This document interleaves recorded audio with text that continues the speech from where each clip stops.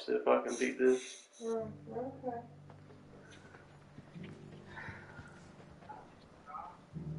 Oh, you did? Alright, well, I'm up here. I got the stream up. He's like, man, I know it's spoilers, but man, like, I told you, bro. You would have liked to play it.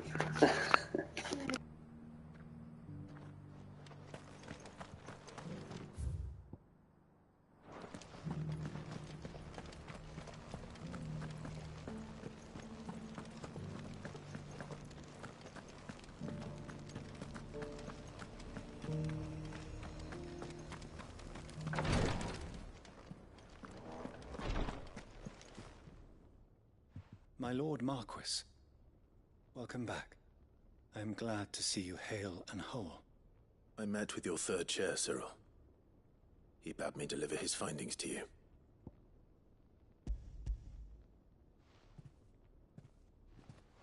Thank you, my lord. He remained in Ash? He died protecting the villagers from an echo. I buried him in Mickelberg.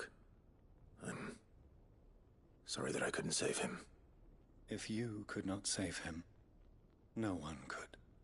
The villagers, they were believers in this savior cult. They prayed to their god that they might be unburdened of their wills. Then an ether flood came, and their wish was granted. Your brother sacrificed himself that they might live, even knowing that that life was death by another name. Then he perished defending liberty. A hero's end. For the right to choose how one dies is no less sacred than the right to choose how one lives. Sid would agree. He wanted to build a world where people could die on their own terms.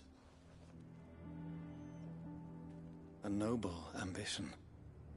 To die for one's cause is the most perfect expression of one's faith.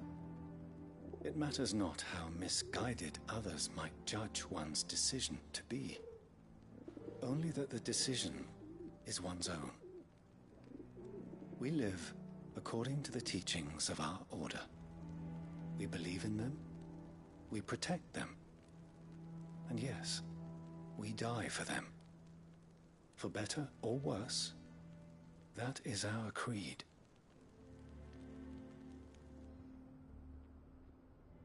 But he didn't die for your creed. He died to save them. And you still believe that what he did was right. I believe that he believed it was. We of the Undying are not slaves, but willing servants. And this was his will, the ultimate expression of it. All right. I'd like to know this man's name, Cyril. To know the names of all the Undying who've fallen in the line of duty. They died serving my house. It's only right that I remember them. That is my duty. Of course. I shall fetch the Book of Martyrs at once. My lord, it has been, and shall ever be, the greatest honor of my life to serve House Rosfield. Though our duties may differ, yours is no less important. I pray with all my heart for your success. And were they here, I have no doubt but that every one of my fallen brothers and sisters would feel the same.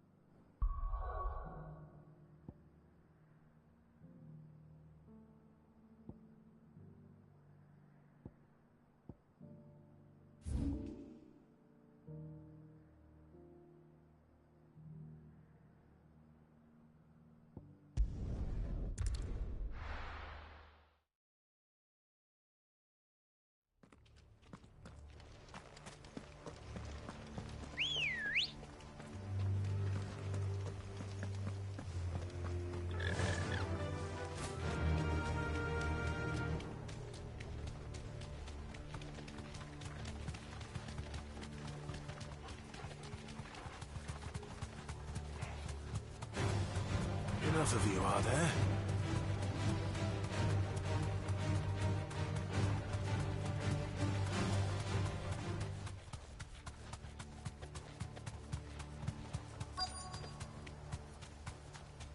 The entire village looks abandoned.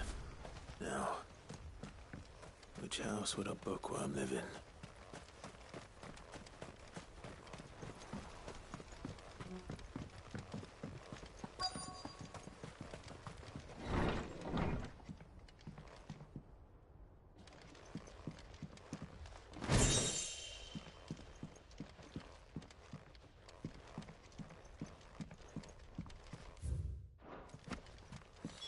This is it.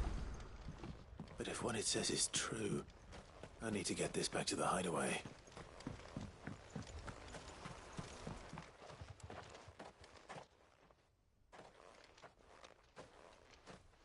Leaving so soon, stranger? We've been watching you. From a distance, so to speak. Subtle. I know who you are. Then we need not waste time on introductions. Hand me the book. Leave it in our care and return to your life. Your care? Do you mean to burn it or bury it? That is not my decision to make. But by one means or another, its contents shall be removed from the common record. Then I'll have to politely refuse. I won't let you erase our history. Then we find ourselves at an impasse. Very well. The book can just as easily be pried from your dead hand.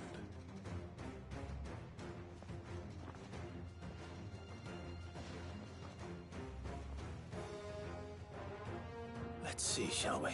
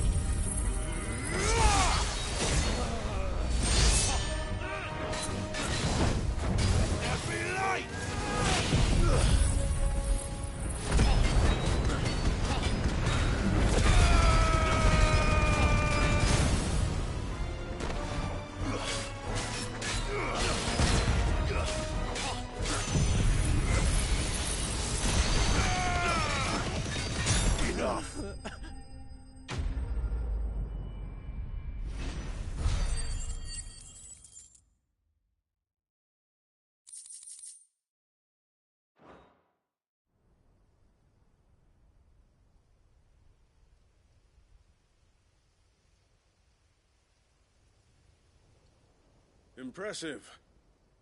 But we have other means. We shall claim the book yet. Why do you want it so badly anyway?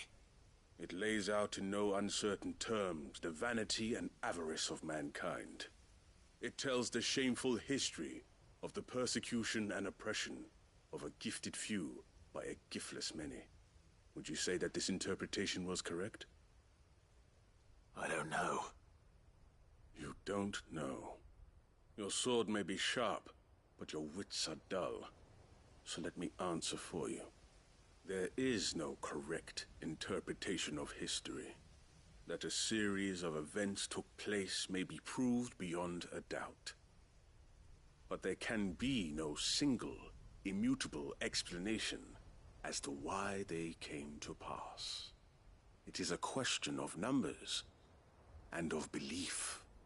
If enough people believe that a set of events occurred for a reason, that belief becomes the truth. So you're trying to control the truth? We are trying to protect people from themselves, from knowledge that would bring them naught but pain. That is all. You may keep the book, for now. The world is small. We shall meet again. Until then. Wait! Damn it. Let's get this back to Vivian. Perhaps she can explain what that was all about.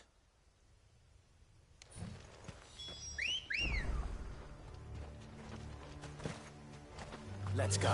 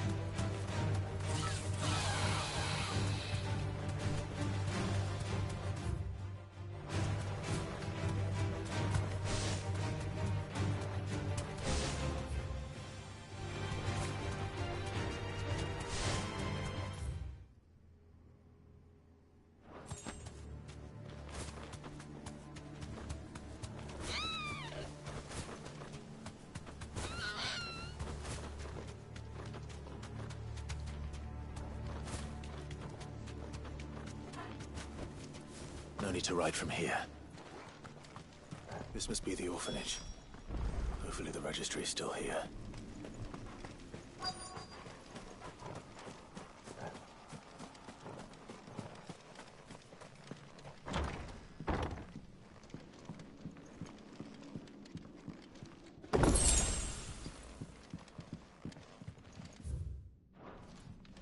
Disposed of.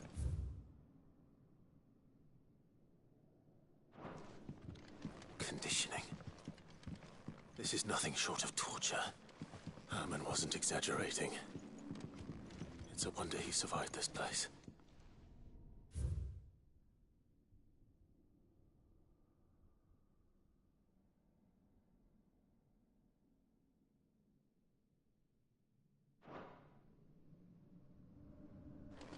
This reads like a suicide note. Did the director go through with his plan?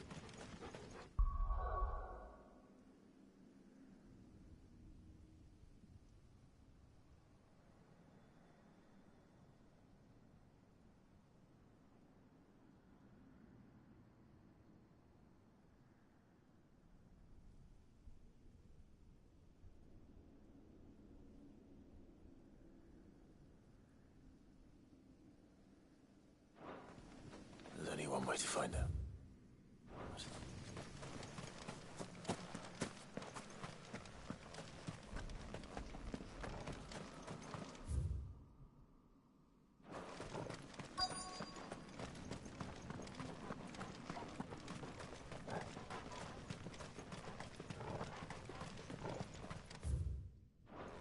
A forked white tree. This must be the place.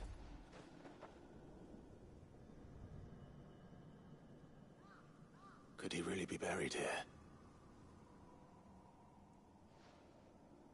There's something hidden among the roots. Let's see.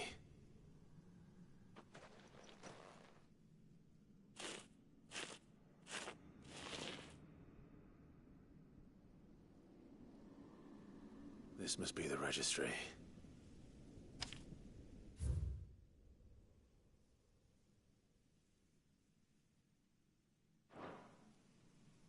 So many names. This place was a slaughterhouse.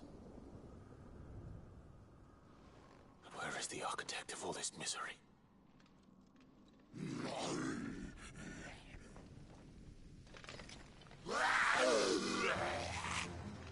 It was only a matter of time, I suppose.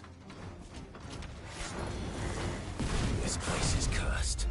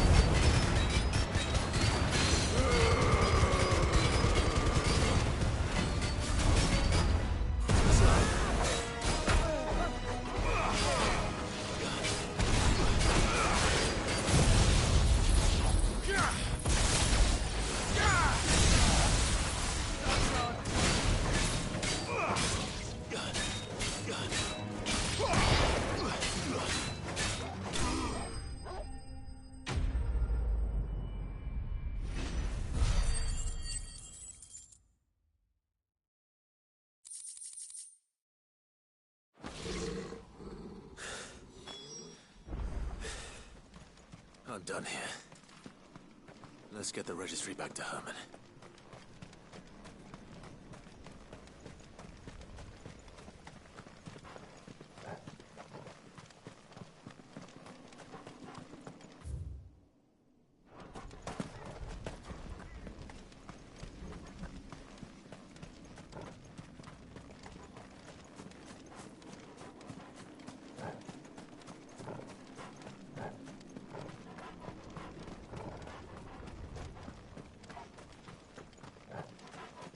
No use calling Ambrosia now.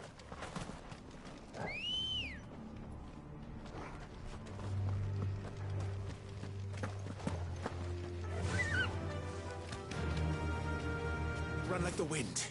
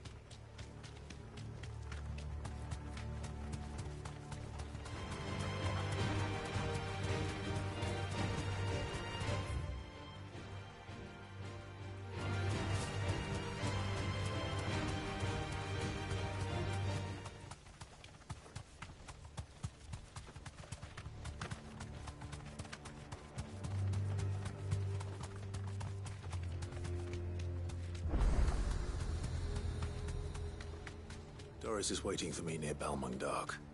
The longer she's out in the open, the more likely she is to be found by Akashic. I need to hurry.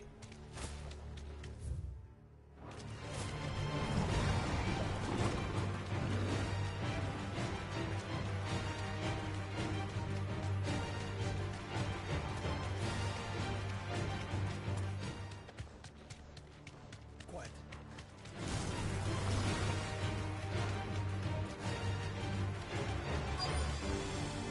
I can walk from here.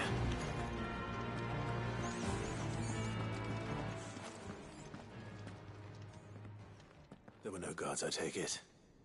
None manning the gates, no. It's a different story inside, though. The corridors are crawling with Akashic. Most likely guards left behind when the wardens ran. If Chadwick was being held here, I worry that he may already be. Don't give up hope just yet, but let's move quickly. Let me check the ground floor. The ether stick is there. Then I'll search the upper level. Good luck, Sid. Stay safe.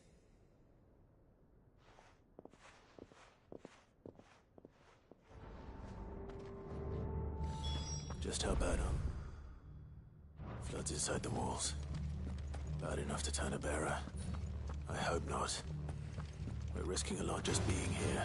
Gotta keep my eyes open for signs of life.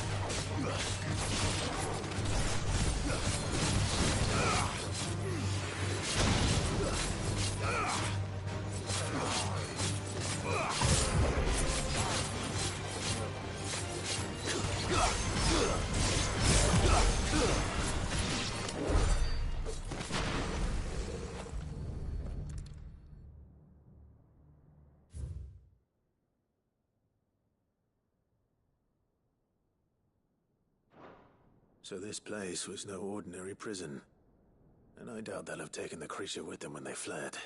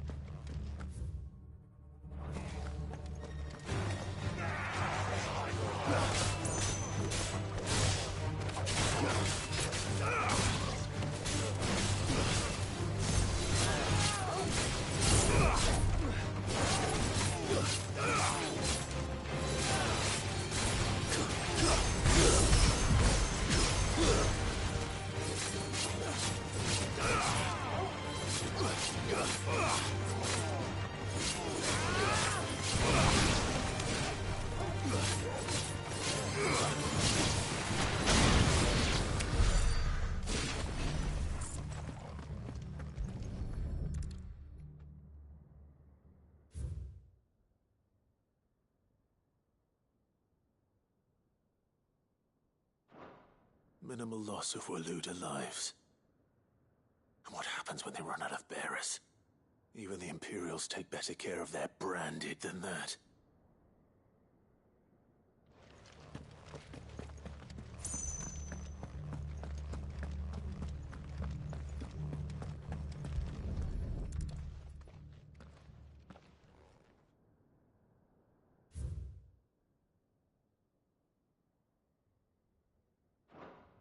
They were feeding bearers to it. This is even worse than I'd feared. Nothing but a caching down here. Hopefully things are looking better upstairs. I should go and see how Doris is getting on.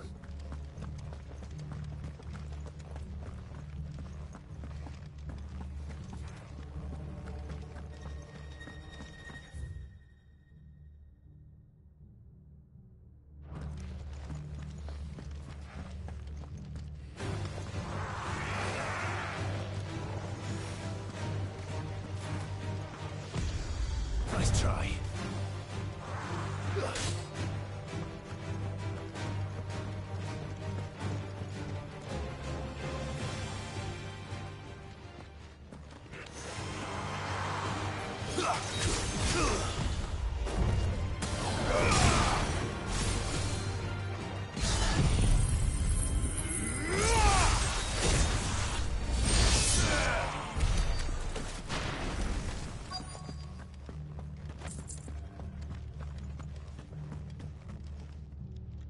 No lock downstairs. But I did find out that this place was more than just a prison. Something far more sinister was happening here. I know. I've been reading some of these documents and... it can't be true, can it? Bearers die every day in service of their masters, but this is so much worse. Pitting bearers against a wild beast armed with nothing but their wits? And all in order to bring about more death. And not just those who could fight, but the elderly, children even. And those who wouldn't or couldn't were disposed of. Whatever that means. I'm afraid it means they were fed to the monstrosity they kept here. Then we're too late. And I was a fool to bring you here. Don't say that. Did you find anything else? A key. But it doesn't fit any of the locks on this floor. Perhaps it will fit one of the doors downstairs. There's a corridor I haven't searched yet. Finish up here, then come and find me when you're ready. All right. I'll be there in a moment.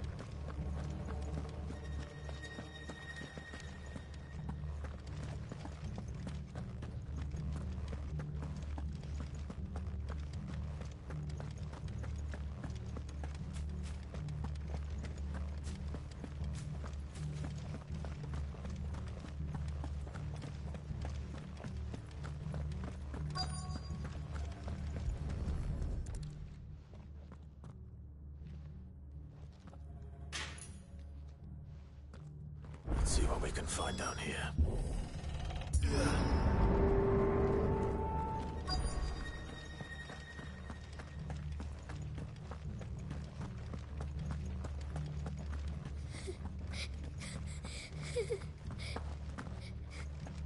A survivor. And she sounds close.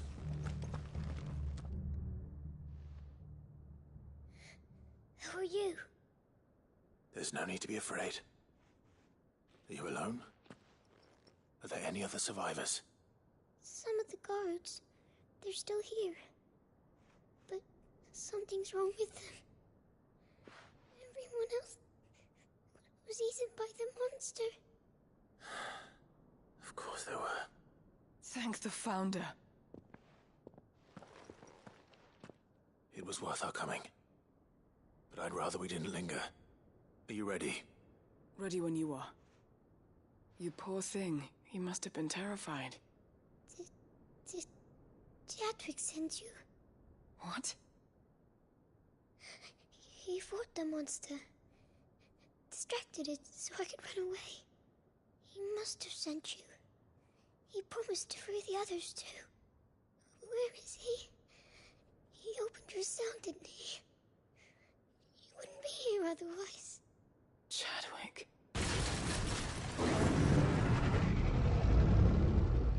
Was that? Monster's back! Chadwick, help! We have to get out of here. Doris, keep the girl safe. All right. You put that bearer-eating bastard in the ground. It's out there waiting for me. I can't let it live. Not if it's got a taste for bearers.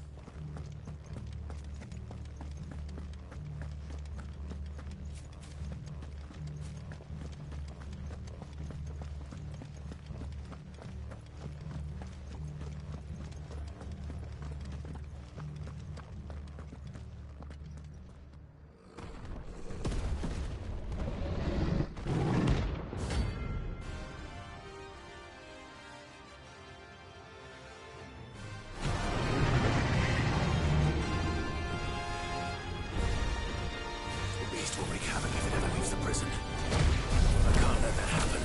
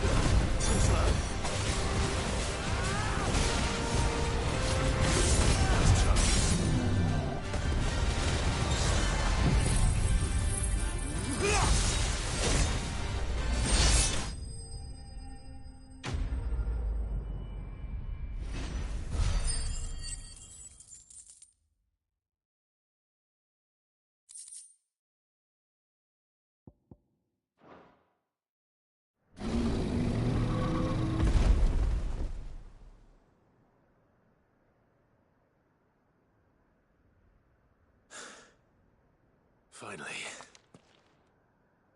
Sid, are you hurt? I'm fine. I think.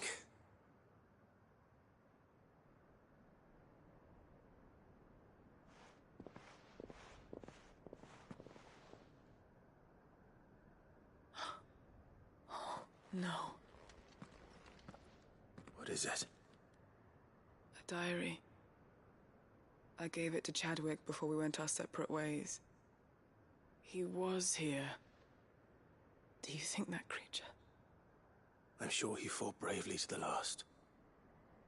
The girl is safe thanks to him. Chadwick. You fool. Come on. We have to get her back to the hideaway. We don't want his sacrifice to have been in vain. No. Of course not. I'll see that she's looked after from now on. It's the least I can do.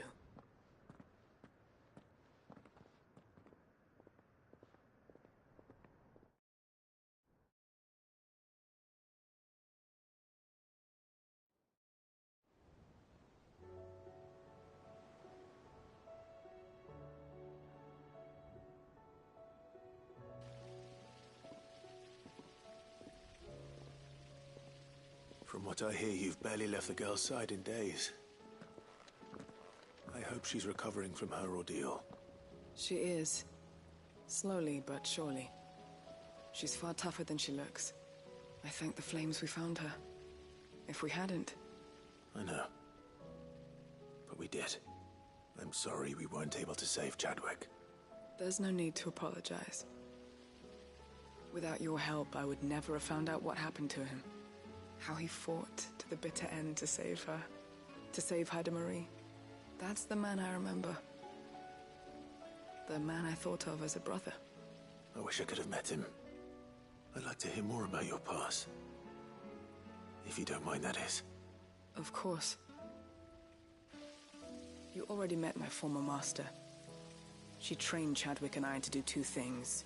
Kill and obey. We were supposed to be sold to the highest bidder when the time came. But no bid was ever high enough to convince her to part with us. For years, we were her daggers in the shadows. But we could never quite shake our doubts about the things she made us do. And then, one day, we just couldn't do them anymore. So we escaped. But staying together was out of the question. They would have found us too easily. After so many years of training, the pull to serve was always strong. It scared me to think he might have taken another master, become a dagger in someone else's hand.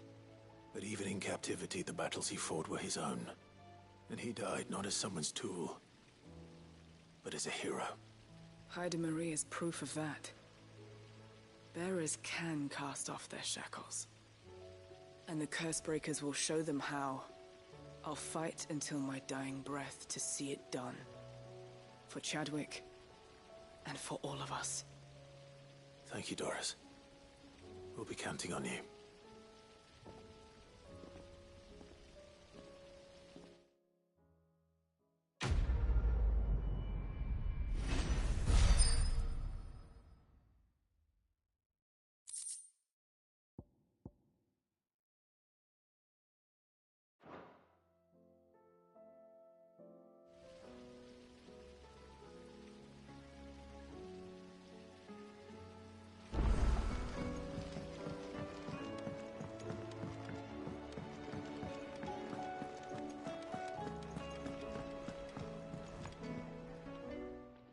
Vivian.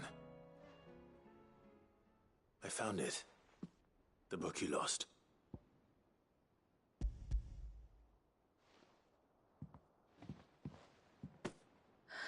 You found it. Thank you, Clive. Even though I asked this of you, I was not entirely sure it would be possible. I feared the executors had seized every copy.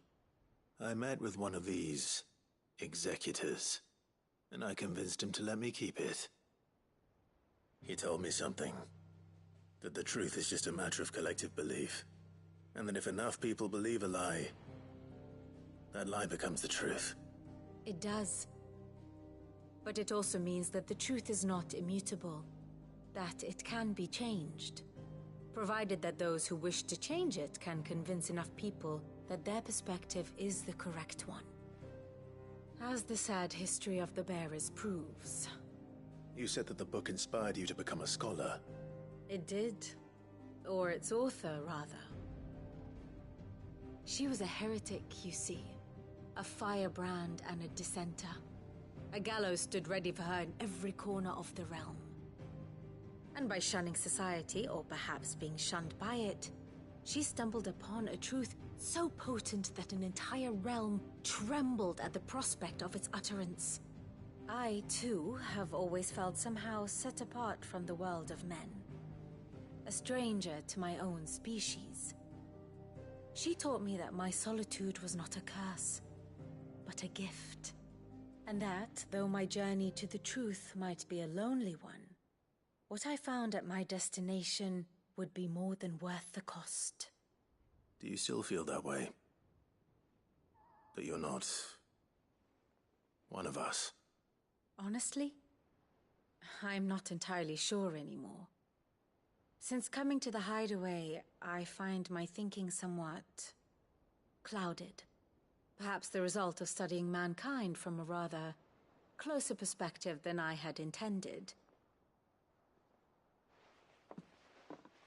But the more I study, the more I find value in this perspective. In looking not from the outside, but from within. So if you'll permit me, I'd like to continue my work here. Remember, Clive, when enough people believe, belief begets truth. Give the men and women of this benighted world the gift of truth. Make them believe in you, as I do. I'll try, Vivian. I'll try.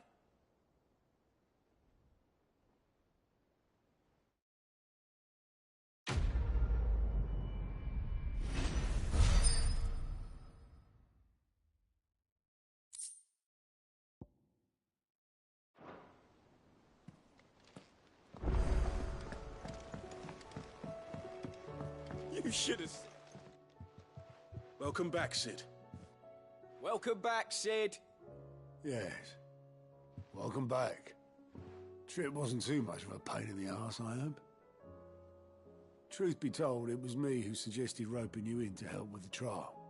But from what I hear, things didn't go quite as planned. No, they most certainly did not.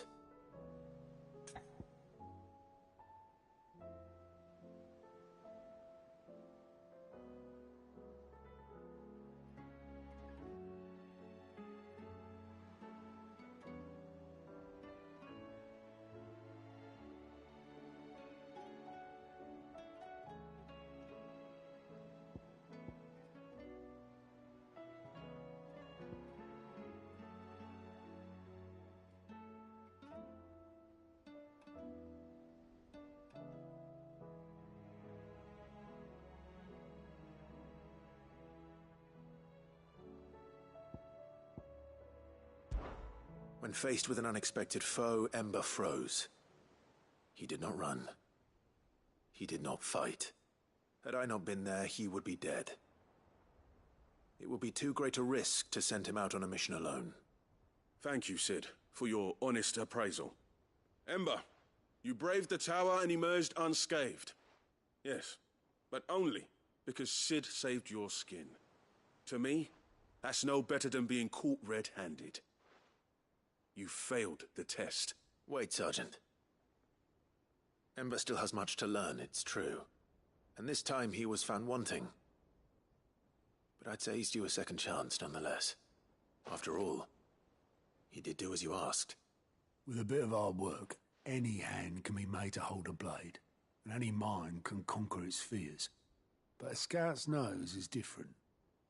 You've either got one, or you ain't. And by sniffing out that log, young Ember here has shown he has a conch and a half. Wouldn't do to waste it now, would it? Fine. One more chance. I'll do whatever you ask.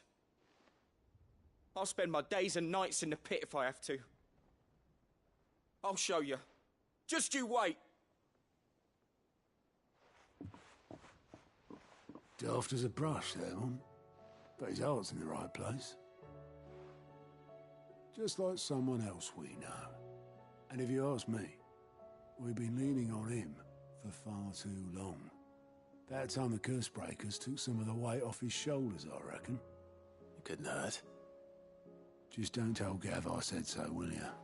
I won't have him thinking he's been hard done by. Next thing you know, he'll be asking for a day off. Chance would be a fine thing. Back to work. Forgive me, Sid. This did not play out as I expected. Things rarely do these days.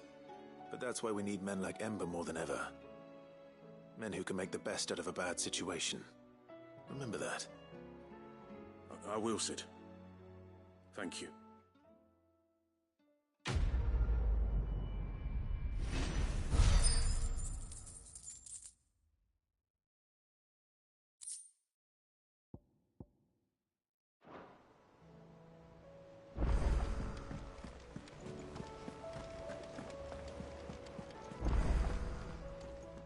Uncle, I bring good news. The Field Marshal has agreed to your plan. Ha! Of course he has. I didn't doubt you for a moment, dear boy. Rutherford is accompanying him back to your manor in Porter's Alder as we speak. They will await your return there. As will one other. One other? Who, exactly? Lord Havel was concerned that even if he could get the realm's armies to agree to an accord, he might not be as successful in convincing those with political power. He asked if I might have a solution, and I suggested a certain Imperial Lord Magistrate turned Liberator. One of your co-conspirators? Master Quinton would probably call me one of his, but yes. Another outlaw, then. Just the thing we need to put these rotten politicos in their places. Good thinking, Clive. I'm glad you approve. The more the merrier, eh? Uncle, assuming Havel and Quinton can solve our problem with the armies, you still haven't mentioned how we might manage the grain shortages. Oh, don't you worry, my boy. The 7 high houses will be seeing to that. They have all agreed to make the most generous of donations. Oh, of course, it did take a little persuasion. But luckily I had some unexpected help. From who? Why, you, my boy. Rumor has it that you rescued the Lady Ariane's head steward Rockford from a horde of bloodthirsty bandits. It was more of a handful. Well, the old battle-axe was so pleased. She had a shipload of talents delivered to my private docks by the next new moon. And when the other houses saw the parsimonious old crone's purse strings finally loosen, they as good as tripped over themselves in the rush to follow suit. I'm happy to hear it. Now, I must be getting back to the manor. Join us there at your earliest convenience, would you? Of course, Uncle.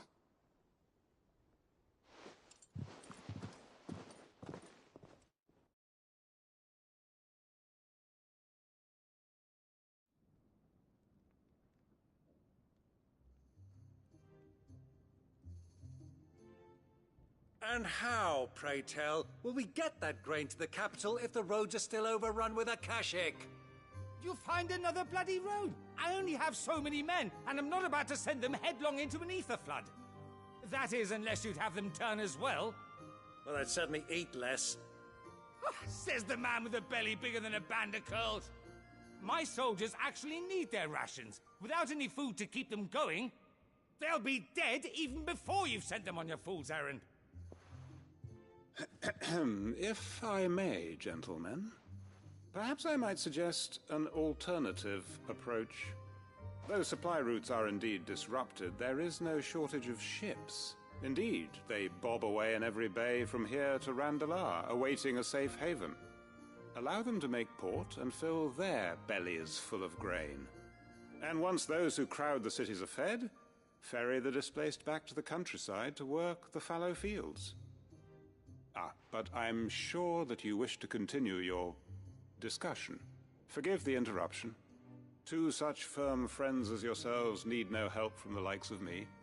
Rutherford spoke fondly of the great bond between you. Us? Friends? I can't stand the man! Clive, I'm beginning to question the quality of the company you keep. And what kind of company were you expecting him to keep? The man's a criminal! Criminal? How dare you? You are not fit to breathe the same air as this fine, upstanding young gentleman. Upstanding? He calls himself Sid the Bloody Outlaw! Once more onto the breach.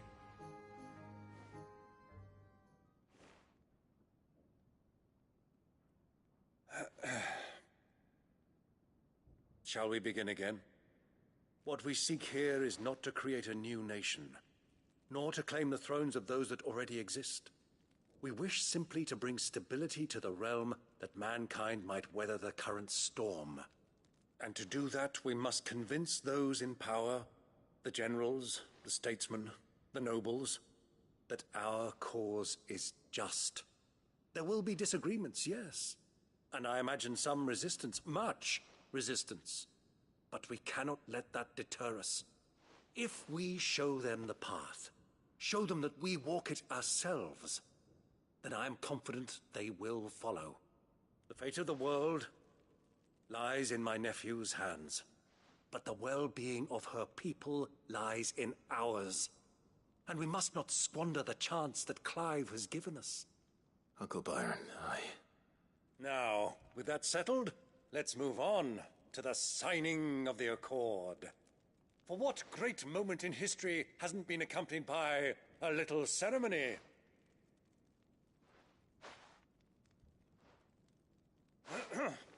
Citizens of Valisthea, I present to you the Tri-Unity.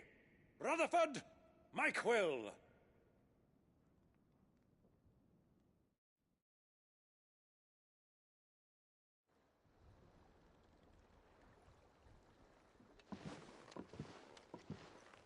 Well, my boy, the stage is set.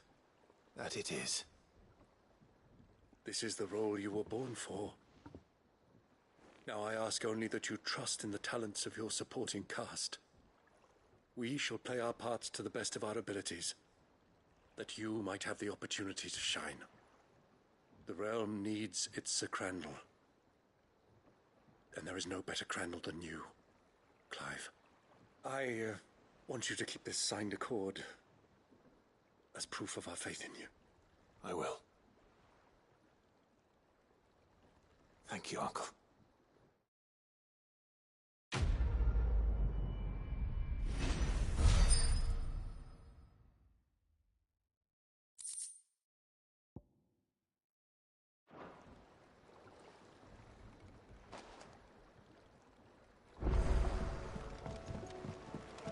What do you think that thing is?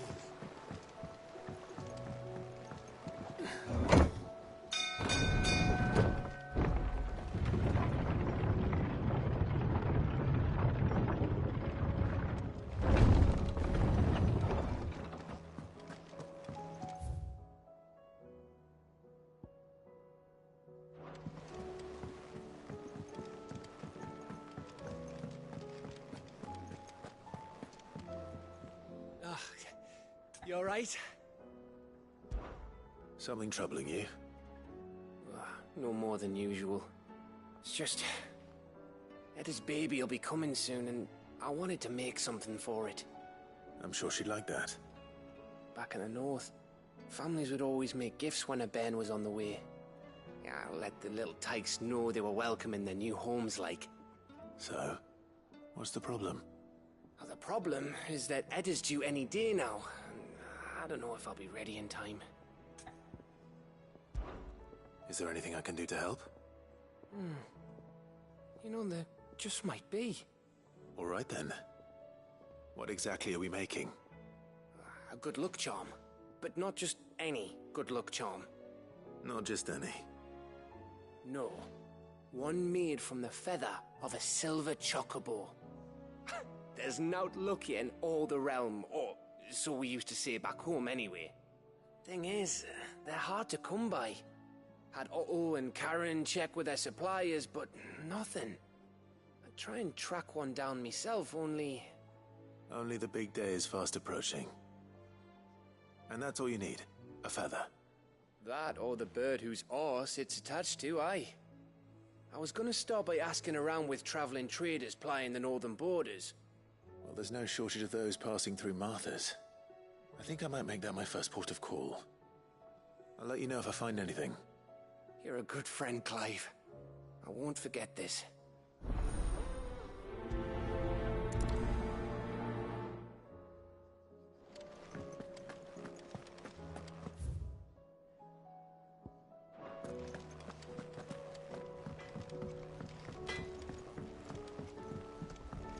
Say what you will. Lady Karen seems...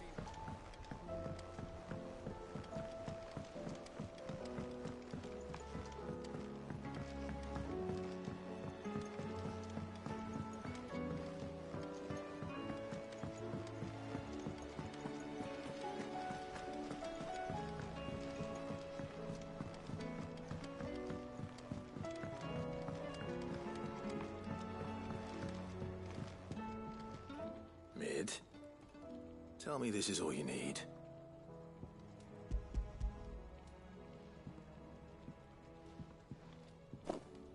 Aw, you make it sound like I asked you to save the world or something. Tell me this is all you need. It's most of what I need. After you left, I went over the figures again, and I realised I'd forgotten a 1 and a 0. And a cogwheel. Just a tiny one. Though, that's the problem. Gears that small are a bastard to make, and I may have lost the one Blackthorn spent a fortnight toiling over. Wait. The children. When they took apart your scales, there was a tiny brass gear. Now that I think about it, they didn't use it when we put the scales back together. The young'uns? But why would the... You know what? I don't want to know. I'll keep working on the model. You go and find that cog.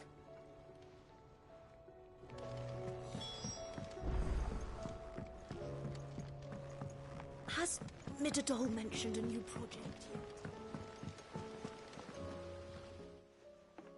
Sid! Is Mid still hiding from us? She wasn't hiding.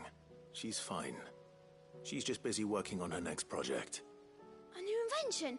What is it? What is it? Is it an airship? I bet it's an airship! Do you think she'll let us help? That just so happens to be why I'm here. She needs something special, something only you three can provide. A brass gear. A tiny one. One that might fit on, say, a set of scales. Oh, the one you forgot! We remember! We saved it, just in case. It's in the bag of bits. Since your lesson, we've been disassembling, then reassembling everything we can find. All the pieces that are left over, we keep under our beds, just in case. That's good to know. Look! I found it!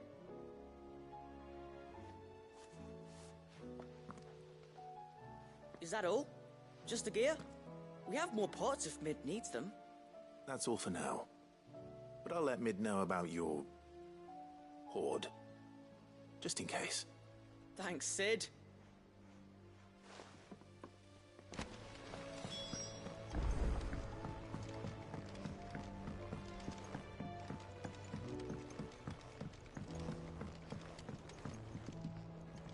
Well, did they have it?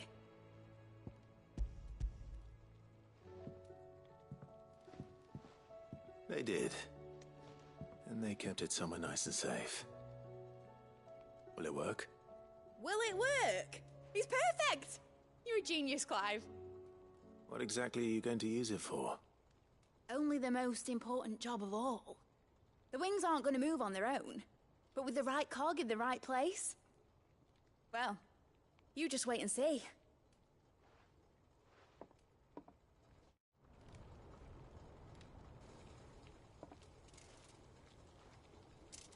That should do it.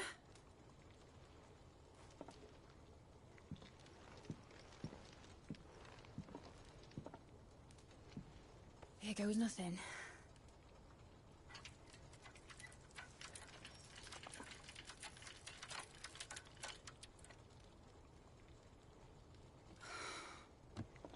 Titan's tits. Wasn't supposed to fly, was it? Of course it was supposed to fly. Wouldn't be much of an airship if it didn't. Honestly, these bloody engines are driving me mad. I was so sure this would be the day she soared. The Mithril engine was made to make dreams come true.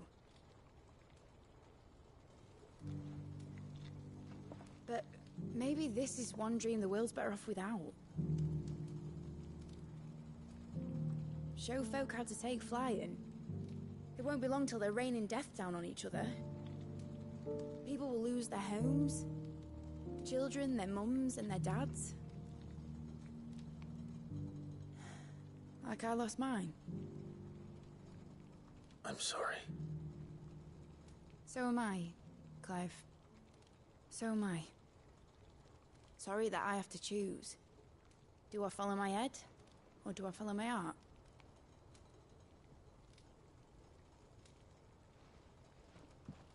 Good question.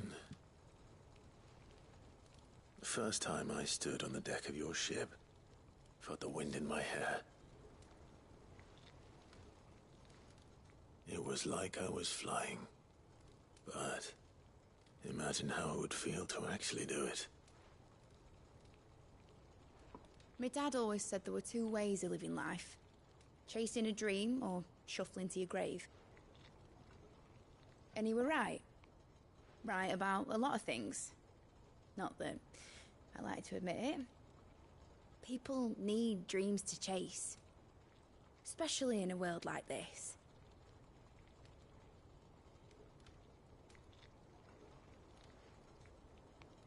Right.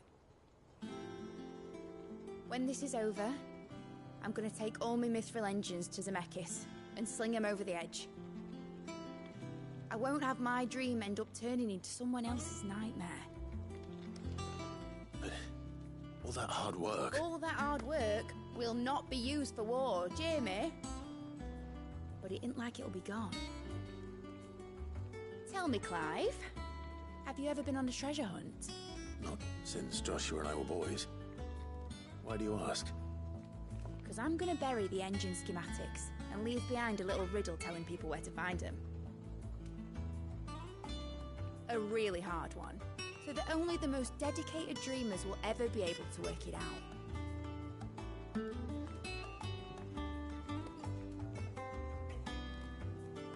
Ooh, I can picture it now.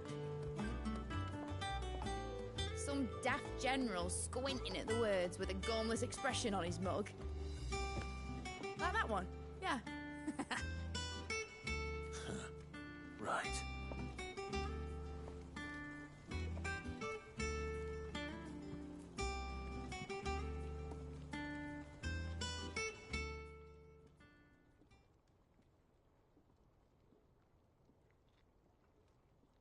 Of course, if I'm putting this engine at the end of a treasure hunt, I'll still need to make it a treasure worth hunting for.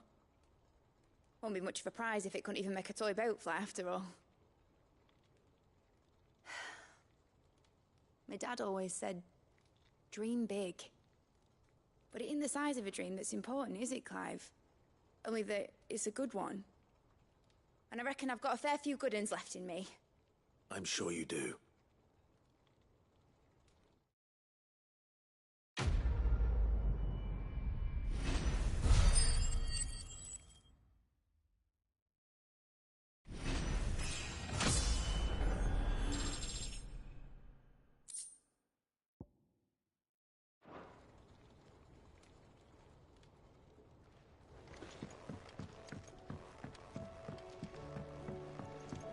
Has Midadol mentioned a new project yet?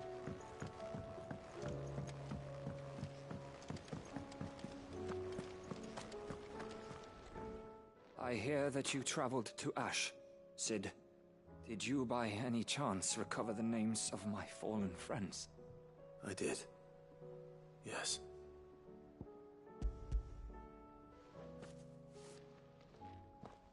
If I may? The bearer registry.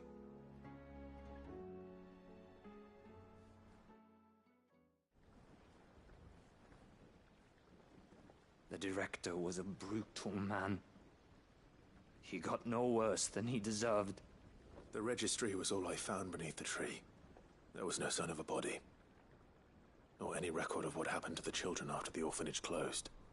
I pray that at least some of them survived. All their names are here. The ones we lost. My friends. My light in those dark times. I can still remember their faces. Like it was yesterday. Children who were taken from their bunks in the morning, never to return. No explanation ever offered. They'd be happy to know that you survived, Herman. But why did I make it out alive, when so many others died in that awful place? It's not your fault. And blaming yourself won't bring them back. Honor their memory. See that their names live on. That way, at least. They're never truly gone. Thank you. Sid, I'm going to write a book. An account of the horrors of Badbach, and the spirit of those its custodians sought to crush. All of Valisthea will know of our suffering, and in the name of those I lost, I will not let it happen again. Neither will I. These records would have been buried for all eternity, were it not for you. Thank you.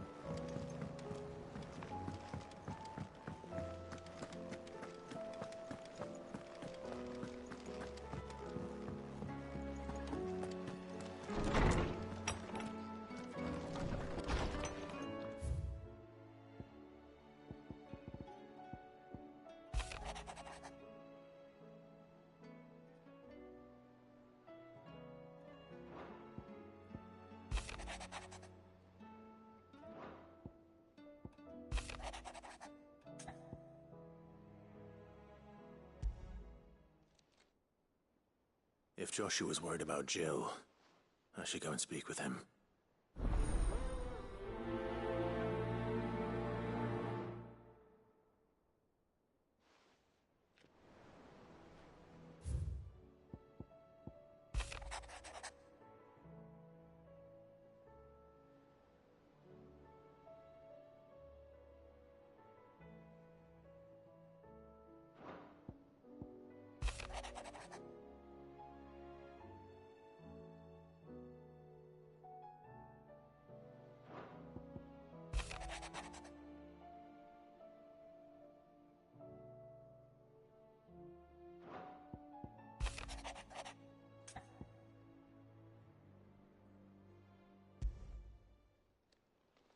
It's usually me making demands of Hippocrates. I wonder what this is about.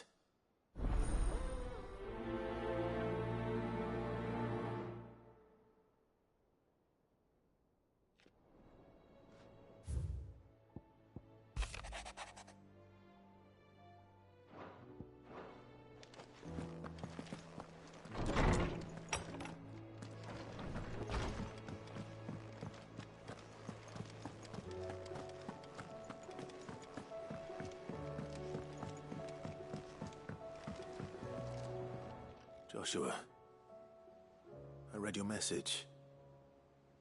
You're right. Jill is different. I don't think I'd realized how different, but since we returned from Drake's spine, I felt it more and more. I suppose it's not hard to imagine why. She doesn't think she belongs anymore. And that's why we need to remind her she is still one of us. To let her know that we still need her. Now more than ever. That you still need her. But how to do that? When last we were truly close, we were but children. Of course. Do you remember the time we accompanied Father on his annual tour of the Duchy? And Jill and I broke from the procession to ride up Man's Hill. To see the snow daisies, I remember. It was the first time Father had allowed us to join him.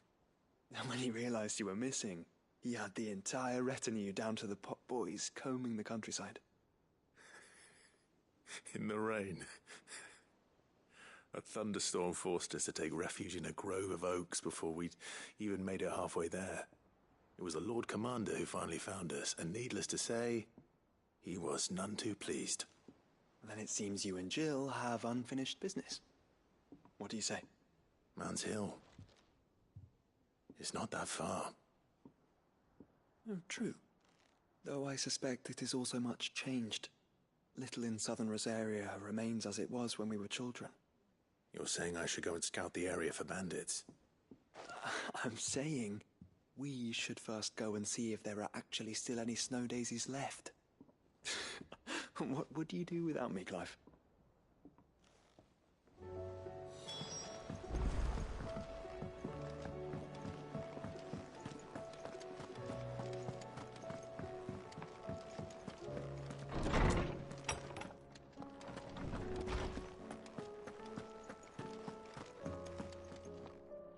Lawsman Hippocrates. I received your note. Ah, yes. I expect you're wondering what this is all about. You spoke of making amends with Dion, but I can't imagine what for.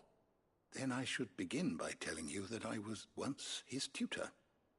This was some years ago, of course, before I joined Sid in his hideaway.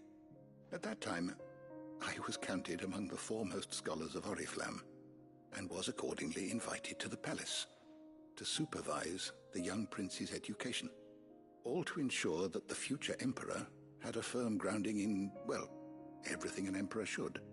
History, religion, commerce, government. Alas, our time together was cut short when Dion left to join the Dragoons, his studies no longer being deemed necessary. I had not expected to meet with him again, least of all here. Have you spoken with him? No, I have yet to find the right moment. His Highness always seems so preoccupied, especially when alone.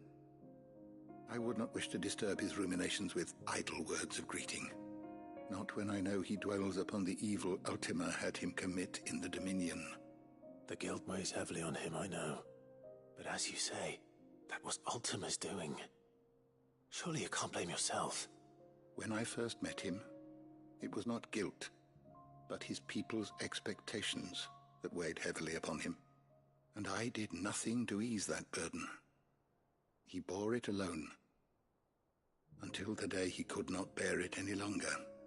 It is one of my greatest regrets that I only ever offered him my wisdom, when what he truly needed was friendship. The blame for Dion's transgressions lies not only on his shoulders, but on mine. I see. I'm ready to help you in any way that I can. Then I beg that you bring me a wild wyvern tail. Apothecaries across the ages agree that even to glimpse such a flower is to be granted inner solace. Fabulists and fraudsters all, of course.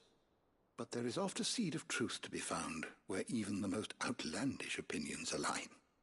Well, it can't hurt to try. Where can I find this flower?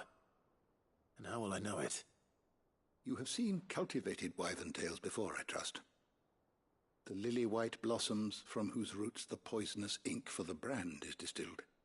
Well, those which grow in the wild differ only in their purple hue. The harsher the environment in which they are raised, the deeper the colour. There is a waterfall in Rickmal's Roost across the strait, where the flowers once grew in abundance. Whether they still survive there, I know not. But try as I might, I can find no likelier location. It's all right. I'll find you a wyvern tail one way or another. Thank you, Clive. And please, be safe.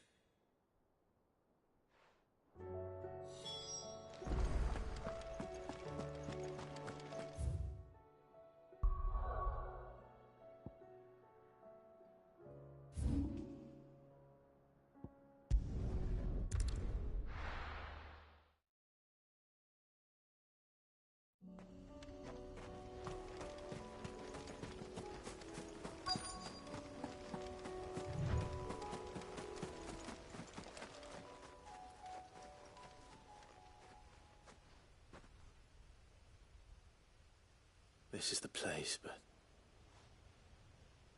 I'm sorry, Clive.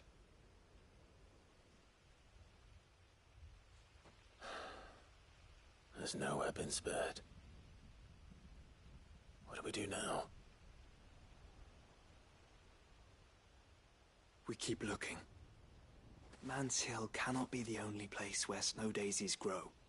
Perhaps, but... it's the only place I know of. Knew of. Then why not ask someone who might know of another? Someone in the backyard? To the hideaway, then.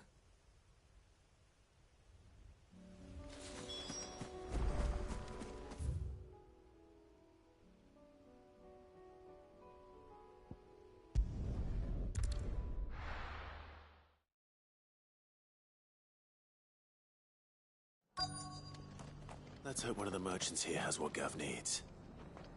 Excuse me. I'm looking for something. Oh, well, then I'm your man. A silver chocobo feather. Oh, or maybe not. Though you're not the first to mention the bird around here. There was a man stopped by the rest not long ago claiming he was attacked by a silver chocobo near some gutted hovel not far from Eastpool. Most took him for a braggart and a liar, but who knows? Perhaps there was some truth to his tale. We'll see. Thank you.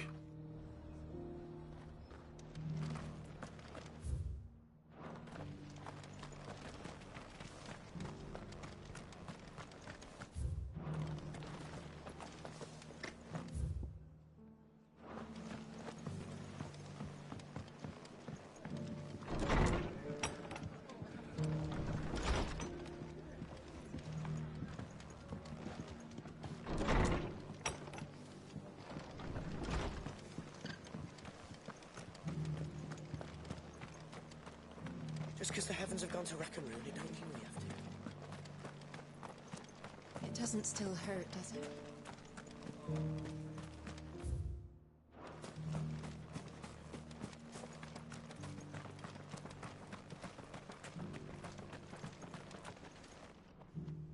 Can I help you with something? You wouldn't happen to sell silver chocobo feathers, would you? I deal in fruit, not fancies. But if it's fancies you're after, I suggest you try Rhiannon's ride. Was a silver chocobo seen there? Oh, yes. If you believe the ravings of a madman. It wouldn't be the first time.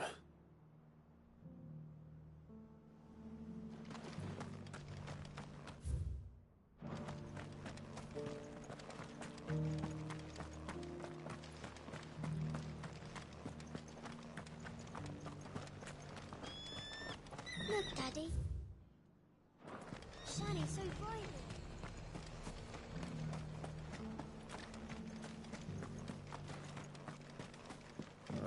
This guy can fuck right up.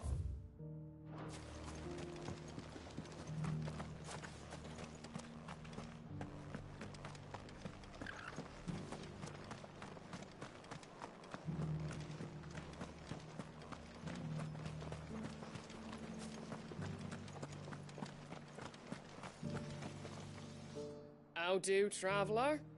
You've the look of a man who could do with a new whetstone. Or perhaps a bawdy etching of the Vicereine. Maybe another time. I'm looking for a silver chocobo feather. If that's the case, rumours are all you're likely to find. No one has seen a silver chocobo for years. Word is they were all hunted for their feathers. Some northern nonsense about bringing good luck. Didn't bring them much, nor their bows. If any are still out there, I reckon they'll be doing their damnedest not to be discovered. You're probably right. Thank you anyway. A silver chocobo sighted in the hills near Rhiannon's Ride. It sounds almost too good to be true.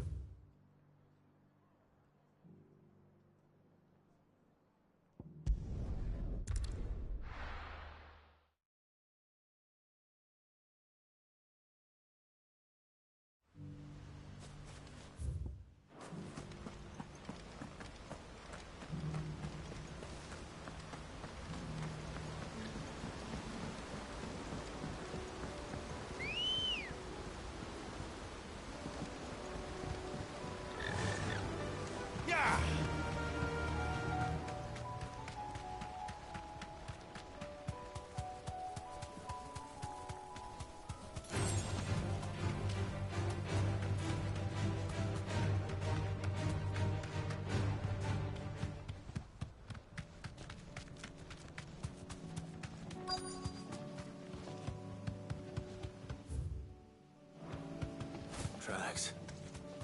They're not left by bandits for a change.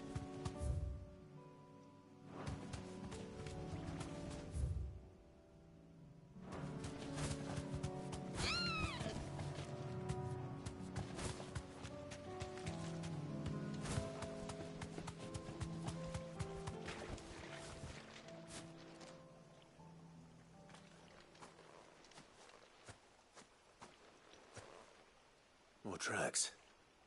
And these look fresh. The chocobo was here. And recently. Perhaps it still is.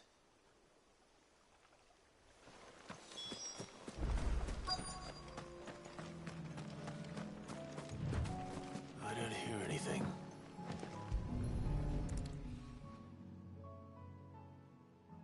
Well, I'll be damned.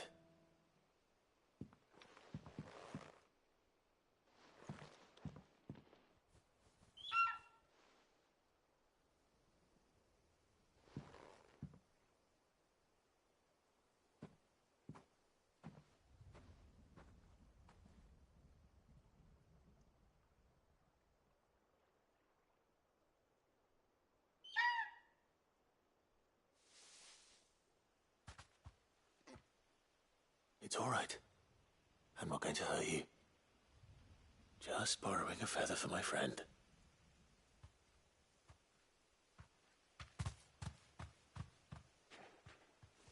Thank you. Let's get this back to Gav before they change their minds.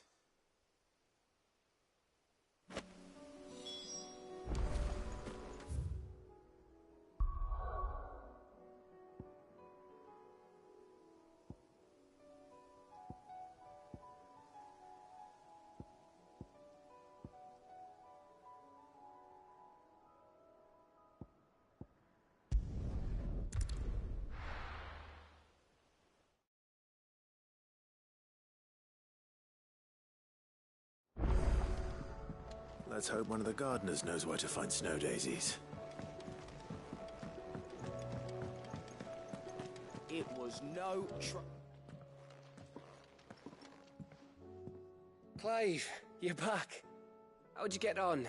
Any luck? Any luck, you say?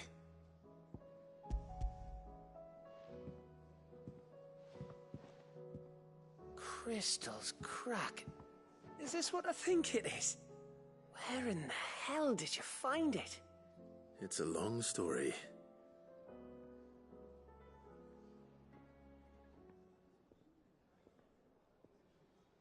Right there on the road to Eastpool. Who'd have thought it? Everything up there's been abandoned for years. The empty cabin made for the perfect shelter. Though I fear my presence may have forced the poor creatures to look elsewhere. Don't blame yourself, Clive. The Blight's right on Eastpool's doorstep. They'd have had to move on before long, even if you hadn't have turned up. They'll find a new home. Trust me.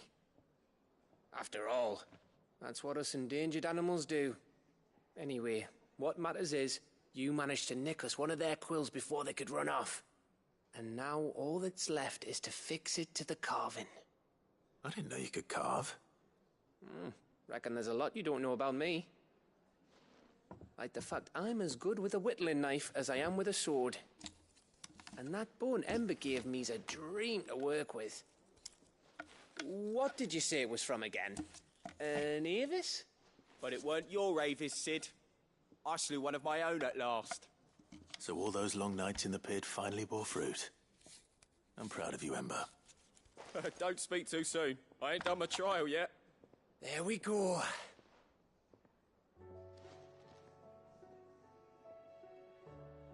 What do you think?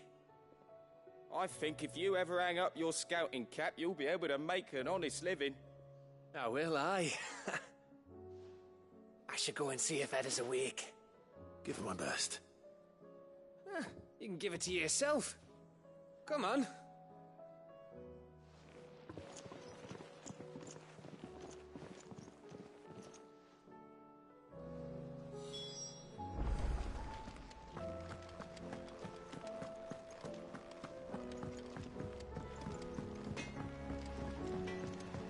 Say what you will.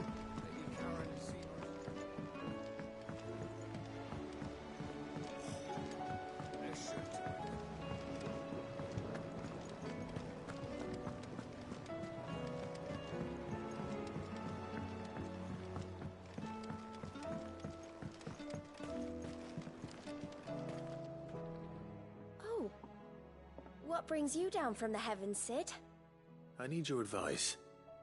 Joshua and I are looking for a place where snow daisies grow. Preferably in abundance.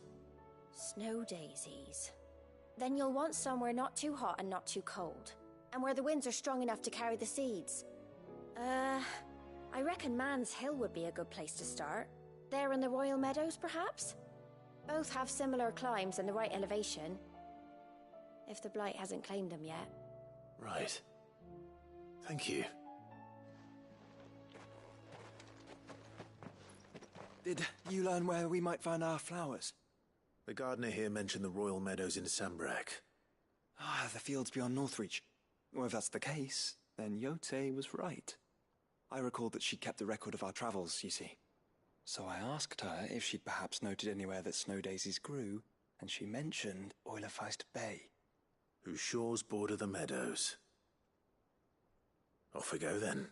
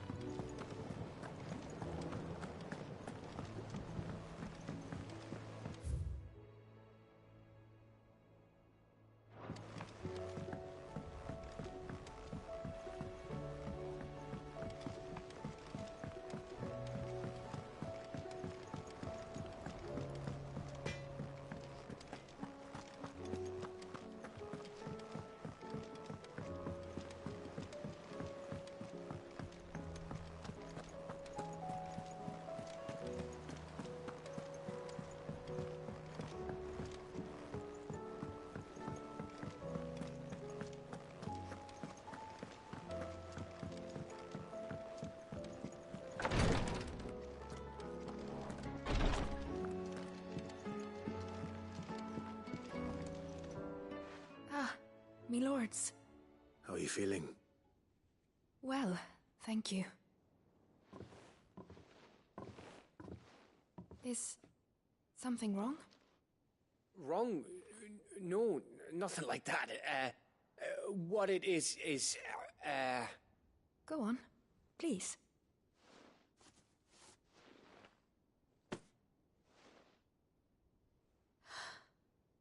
It's beautiful. Did you make it? We did, aye. It's from all of us here at the Hideaway. Your new family, like. It's a good luck charm. We may come up north when a band's on the way. I mean, a baby. To let him know that they're part of the family too. Oh, I hope you like it. I don't know what to say. I thank you, my lords, for everything. If there's anything you need, just let us know. I will.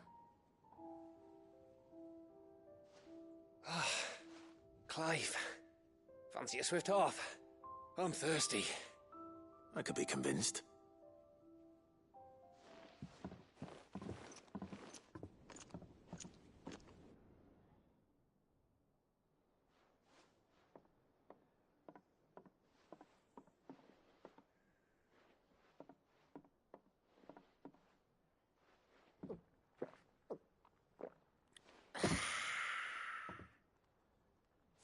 Don't you think you've had enough? Oh, we're celebrating. I'm gonna be a father. I think Edda might have something to say about that. You know what I mean. Bit of light in these dark times.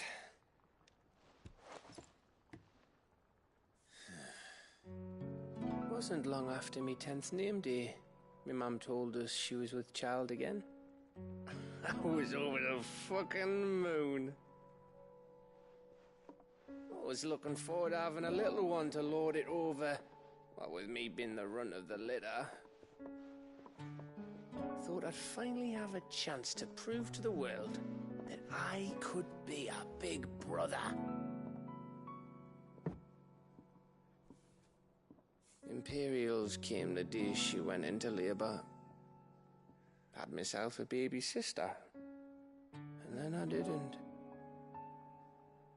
My whole family gone in a blink, while I hid in the cellar like the spineless little arsehole I was. Great brother I turned out to be.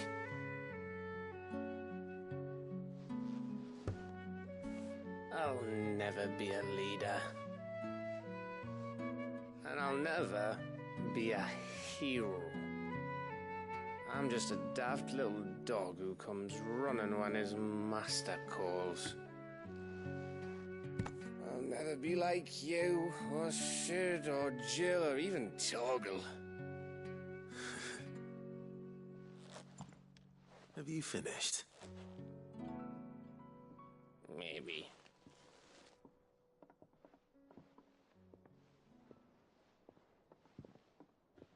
Do you know why you're our best scout? Because you don't need anyone to hold your hand. Without your resourcefulness, your courage, your determination, I don't know where we'd be. Maybe hanging off a cliff like,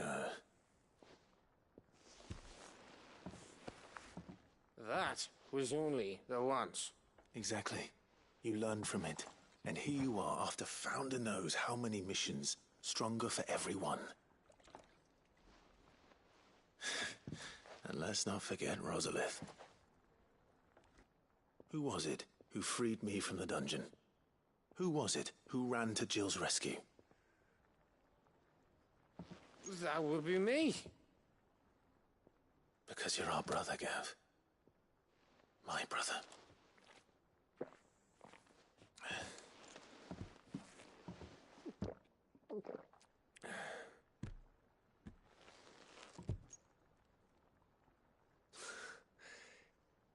Your brother.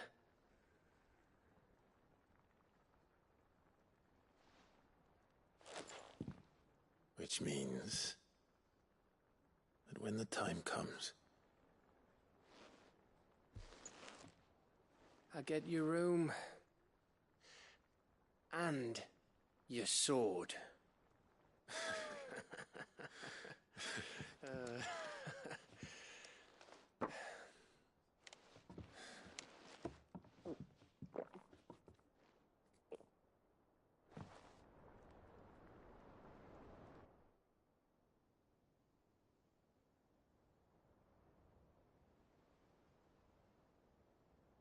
I may have had one too many. You may have had 10 too many. I said I was thirsty. Better get back to work anyway, after I walk this off. Clive? What is it? Thanks for, you know. I know.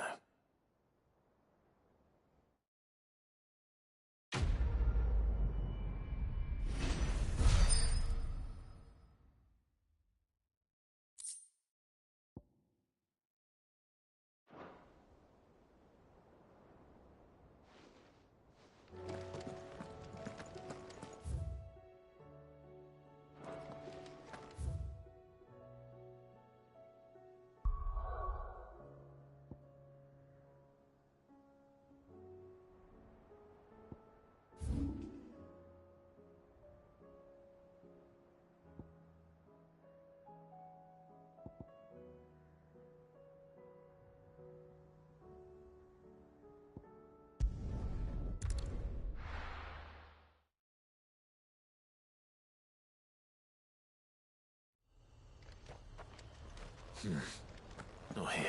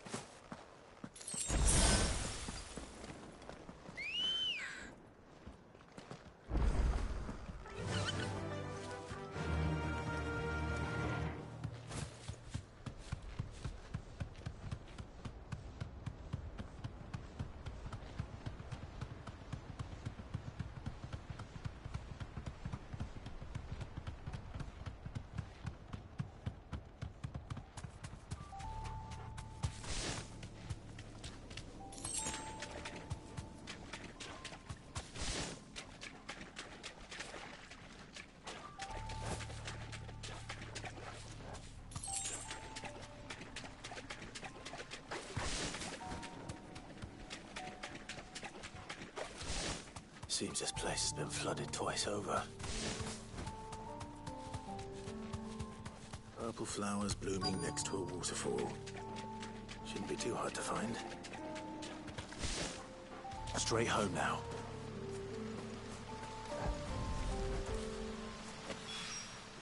Here they are. Might as well pick enough for a bunch, I suppose.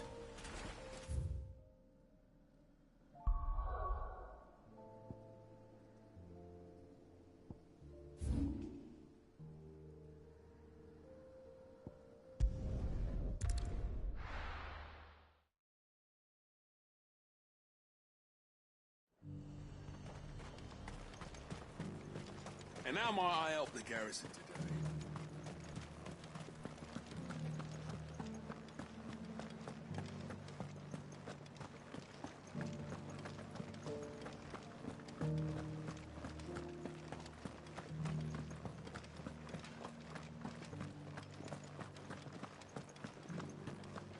I haven't seen any of that. Those beastly blue-eyed fiends.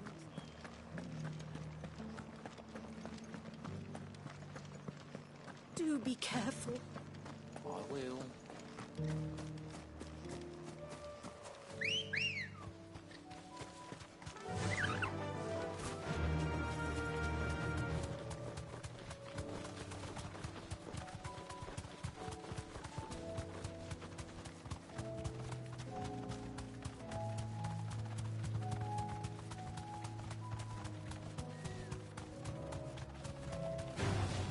Just the one of you, eh? The meadows are vast. Where do we even start? Yote mentioned the coastline. We can start there.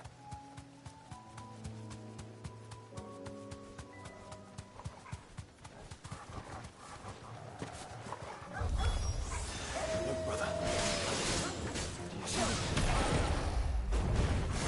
I do. The flowers and our friends.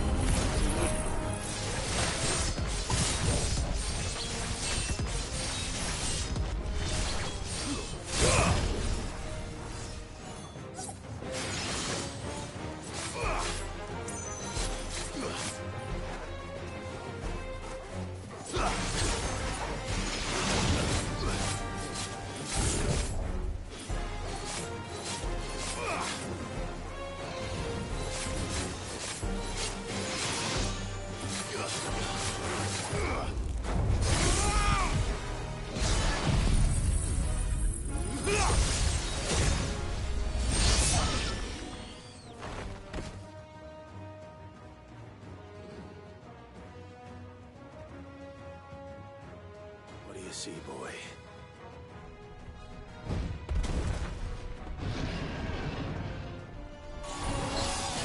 Let's hope this is the last one.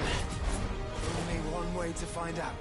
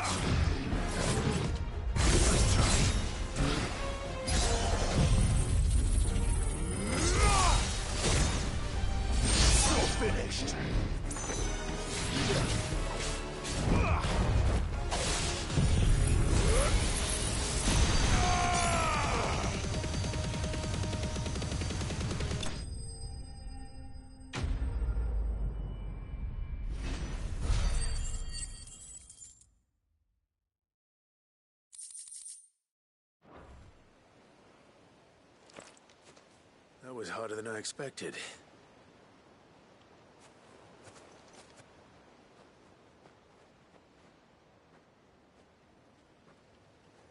But found her. It was worth it. They're beautiful. Do you think Jill will like them? She'll love them. Come on. Let's go.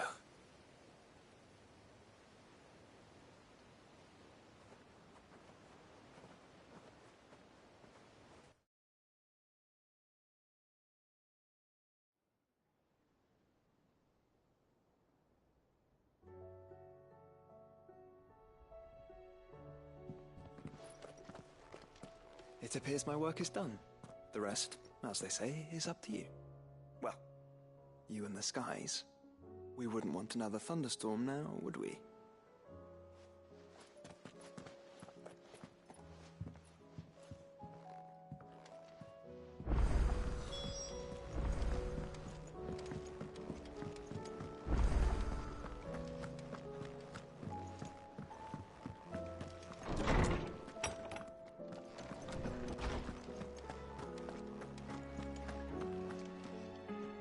Oarsman, I found the flowers you were looking for. You did? I think I did.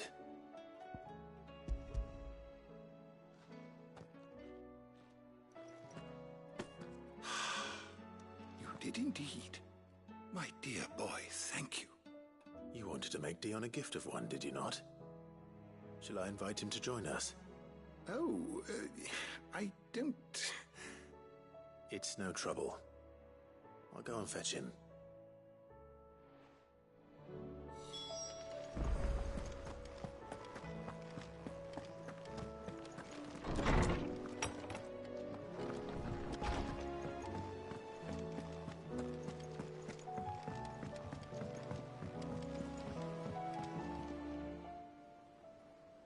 Your Highness, would you do me the honor of accompanying me? Now. It is time, then. No. Only to the shelves. Our lawsman has something he'd like to give you. Master Harpocrates. No. I dare not show my face before him. Not after everything I have done. I have taken countless innocent lives. And ruined countless more. All because I was weak. I have sworn to atone for my crimes or die in the attempt. But were I to meet with him again, and see in his eyes what I have become, I fear that my resolve might falter. Then that is all the more reason to do it. Test your resolve. Prove to yourself, and to him, how strong it truly is.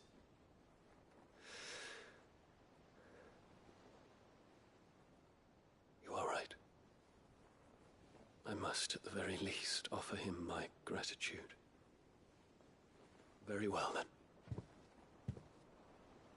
Take me to him. Follow me.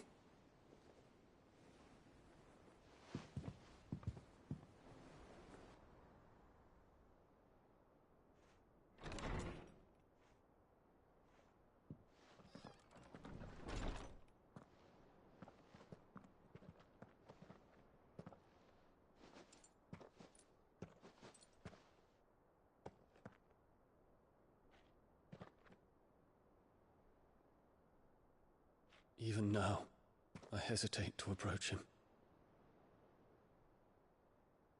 What must he think of me? You'd be surprised.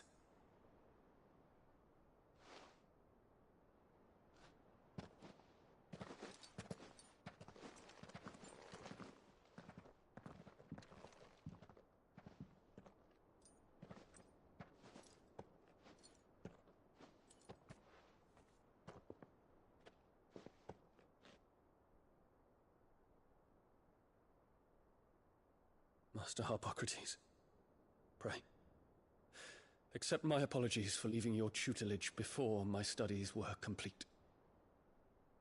Your lessons opened my mind to a world quite unlike the one I had imagined from within the gilded confines of the palace.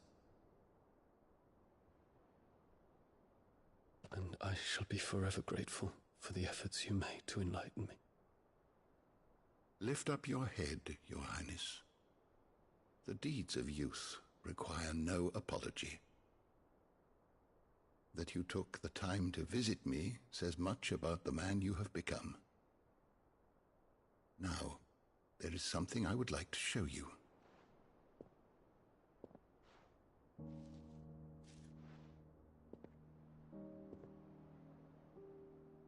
Is that a wyvern tail? The color is unfamiliar to me. Because it is unique to those found in the wild. Something in the harsh environments in which they grow lends them this striking hue. Their roots are indistinguishable from those of their hothouse cousins, but once they bloom, the difference is immediately apparent. In this flower, I see you, Your Highness. Its roots were the roots of a wyvern tale, with all that implies. But they do not define it, just as yours do not define you. I want you to have it, that it might remind you of this truth.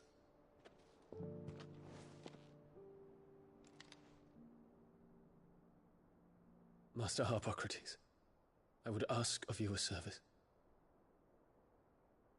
Keep your gift until I have fulfilled my duty to the realm, for only then shall I be deserving of it.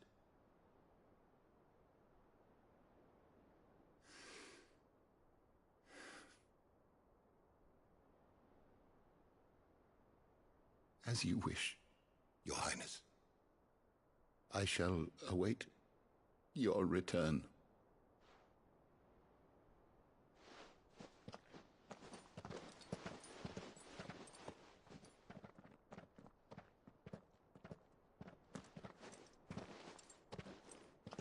Our roots do not define us.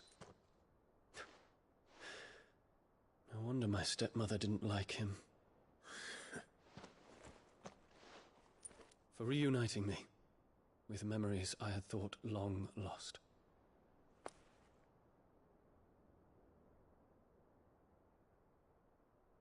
I shall not forget this.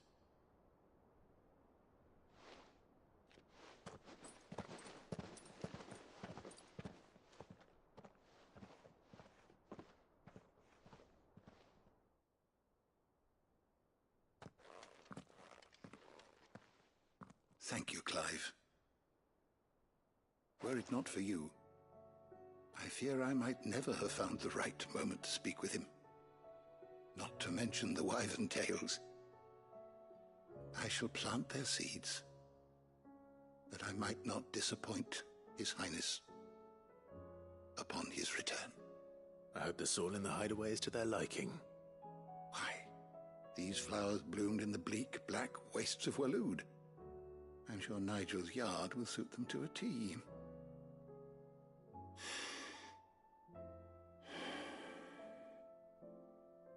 When it comes to expressing one's gratitude, I find that words are seldom sufficient. Here. What's this? A stolas quill. Or more precisely, my stolas quill. 'Tis said that an owl's feathers are steeped in the wishes it hears over its long lifetime. All those words just waiting to pour out onto the page. So consider this my wish for you. That one day you may put down your sword and pick up that pen. Well, when that day comes, I'll certainly have a lot to write about. Thank you, Harpocrates. It shall have pride of place in my chamber.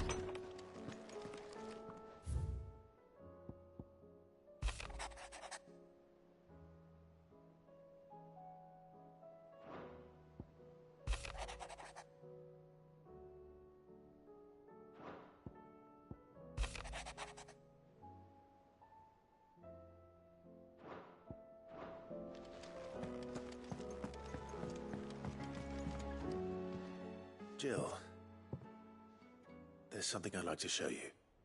There is? And where might this something be? It's, not here. Now, I know this is sudden, but how would you fancy a trip to Oriflamme?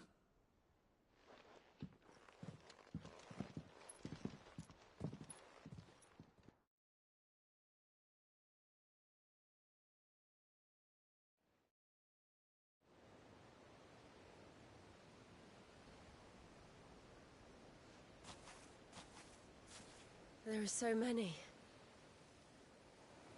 This is what you wanted to show me.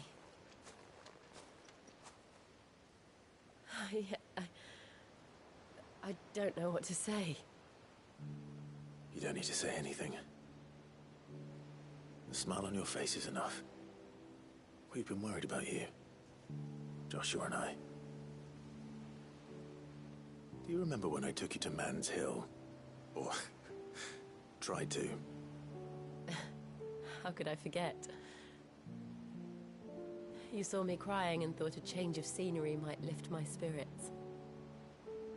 In the end, it earned me a nasty cough and a stern scolding from your mother. But I felt wonderful nonetheless. I'm sorry. I had no idea what I was getting us both into. But I couldn't bear to see you like that. Before we left, my chambermaid told me she'd overheard your mother talking about my marriage prospects with some of the noblewomen at court. They were debating whether it would be more profitable to marry me off to one of the high houses instead of saving me for the ducal line. No one thought to ask me what I wanted. I was nothing to them. A pawn at best. I felt so trapped. So lonely. I didn't know. But I wasn't alone. You were there. Your hand in mine as we ran for those oaks. And I knew then, no matter what happened, I would be all right. I'll never forget that feeling.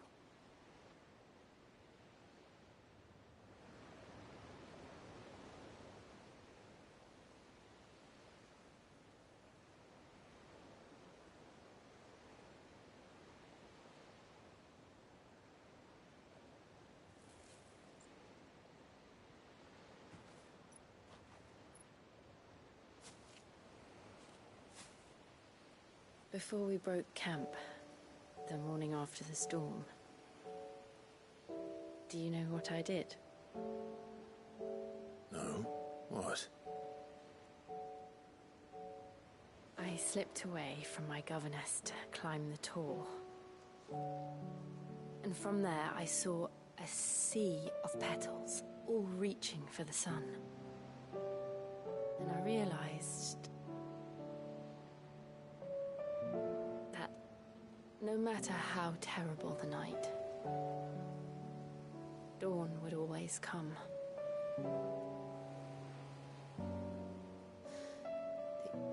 That you would always come for me. And you have. Again and again.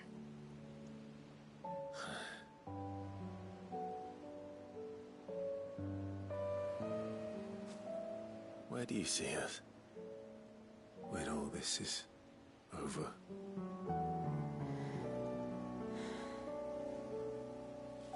I don't know.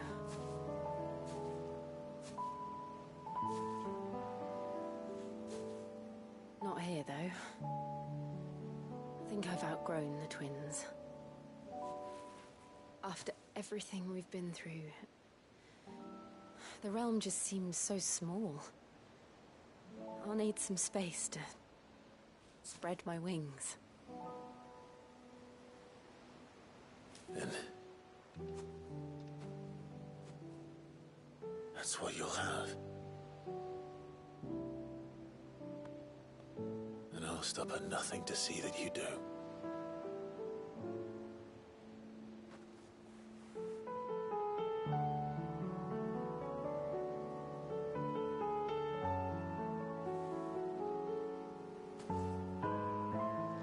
I never was much good at garlands, but it'll have to do.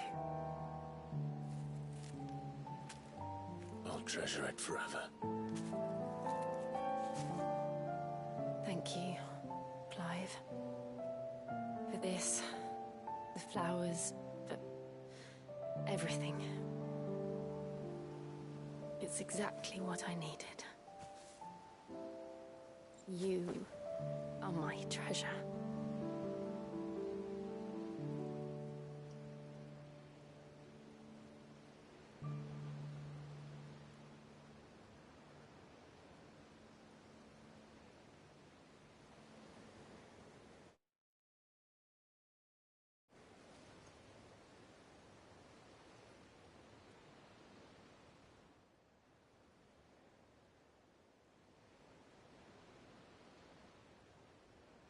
We should probably be getting back. I expect the others are wondering where we are. You're right. There's still much to do. And we'll do it together.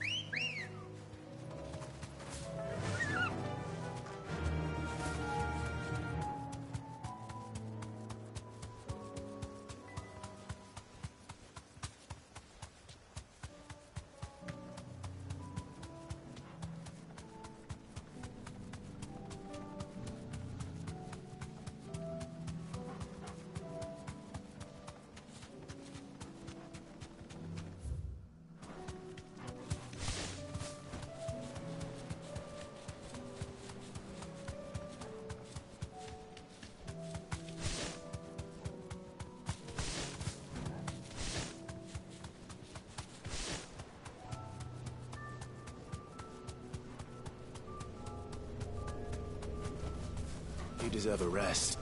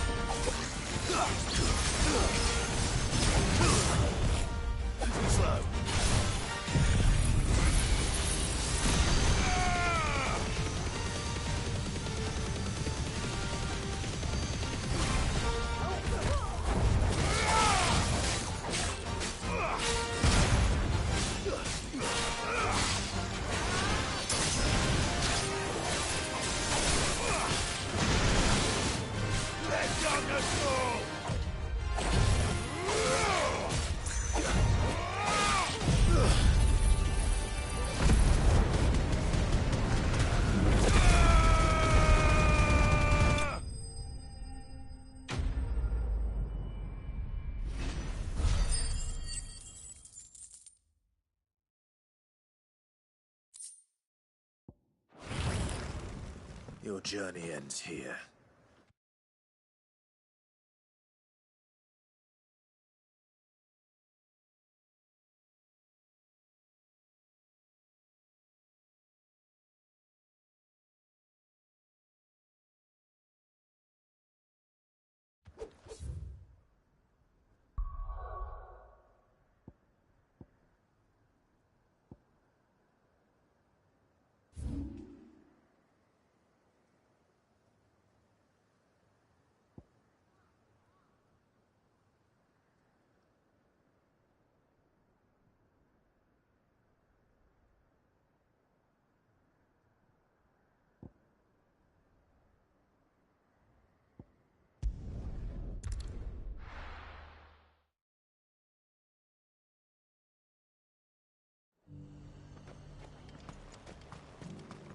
And how might I help the garrison today?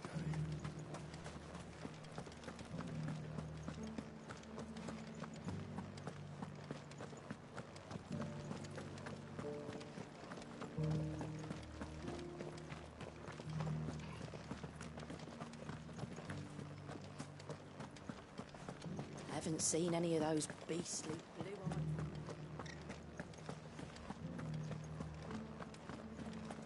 Do be careful. I will.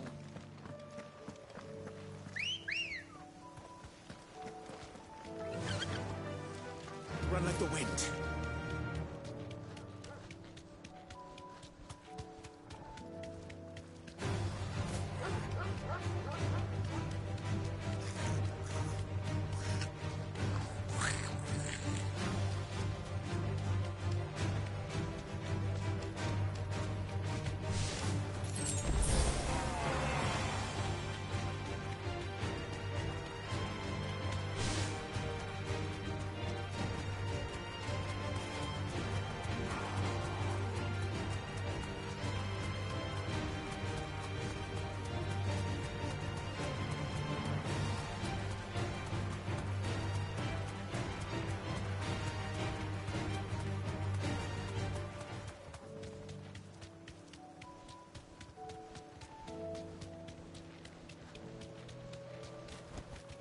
Straight home now.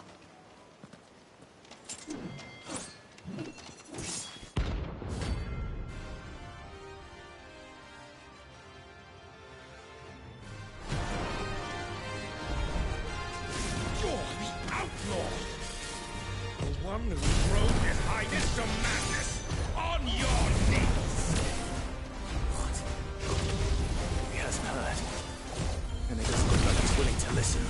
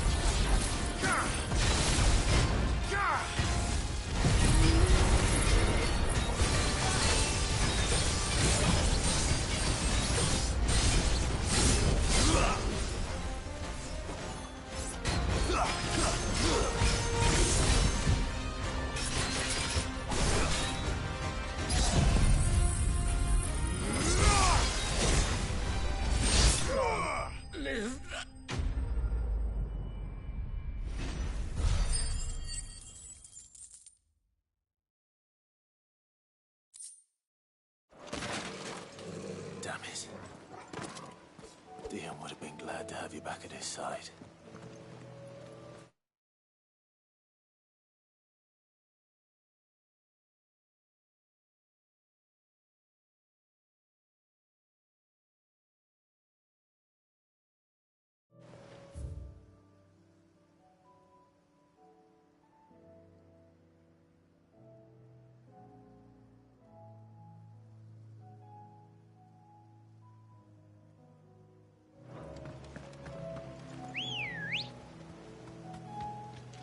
Come on.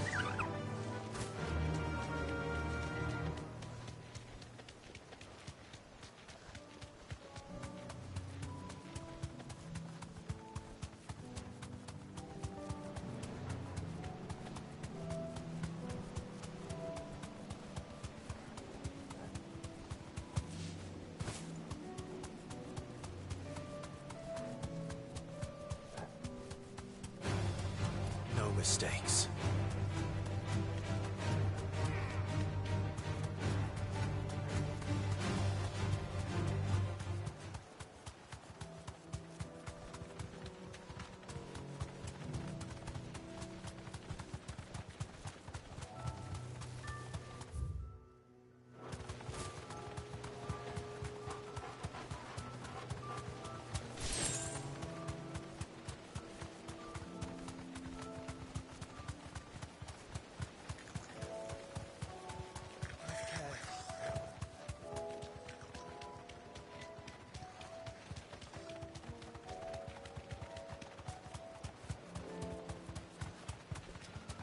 Caution, brother.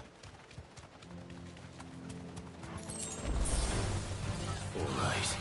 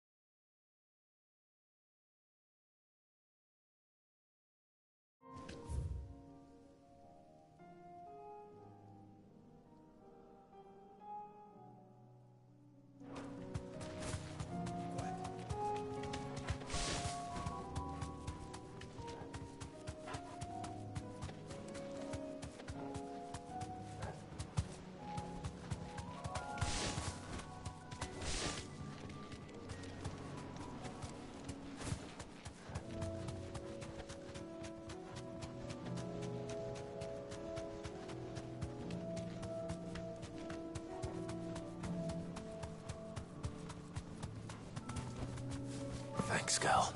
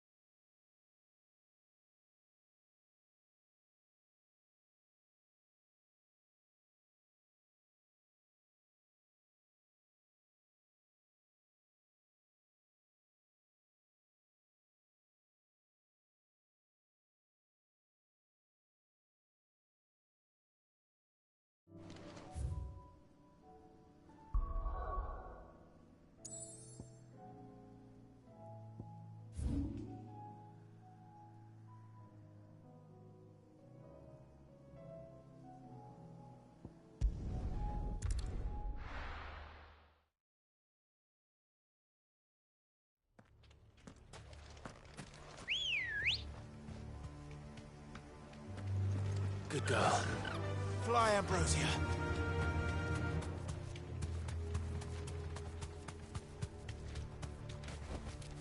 You deserve a rest.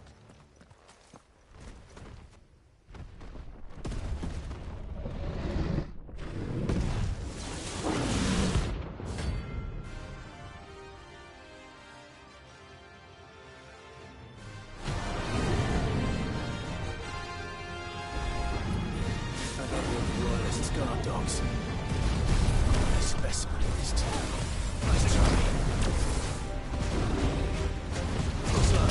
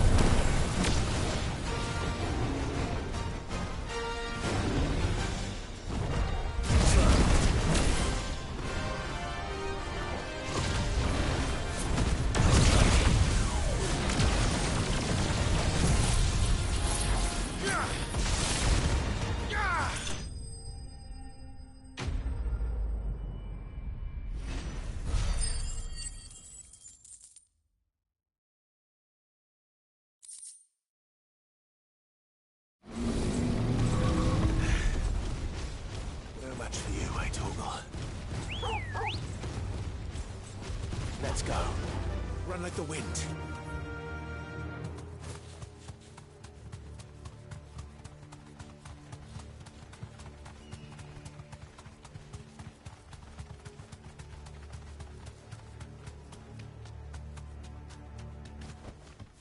No need to ride from here.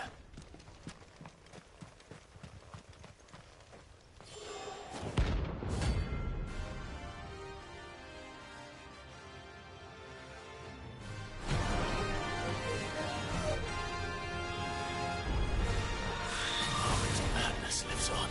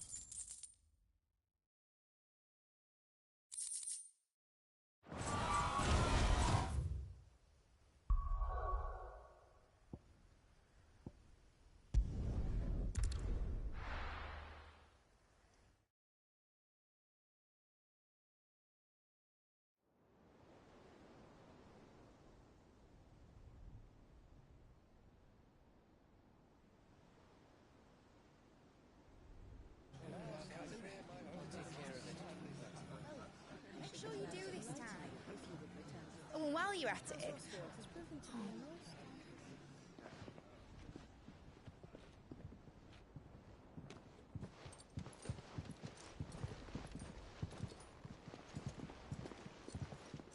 Clive, if you see me dad up there, tell him we were right to leave his legacy with you. Tell him he'll be in the front row. There's no way he'd miss this. Well, behave yourself, Mid. We'll see.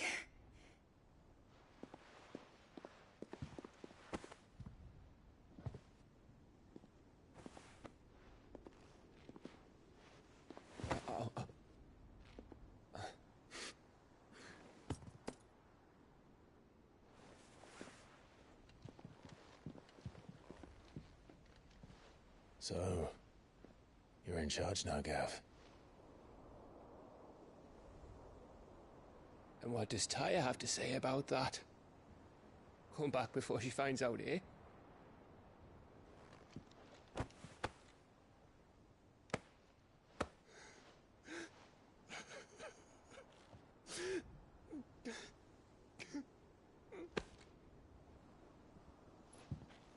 Thank you, Yote. I'm sorry. Your Grace, I shall pray for your safe return. That's kind of you. But you should pray he took his medicine. I didn't spend all night grinding herbs for his lordship to leave them on his nightstand. Again. You needn't fear, Lady Taya. And thank you. See that your brother comes back in one piece. Or, at most, two. Any more and you can heal him yourself. I'll keep that in mind.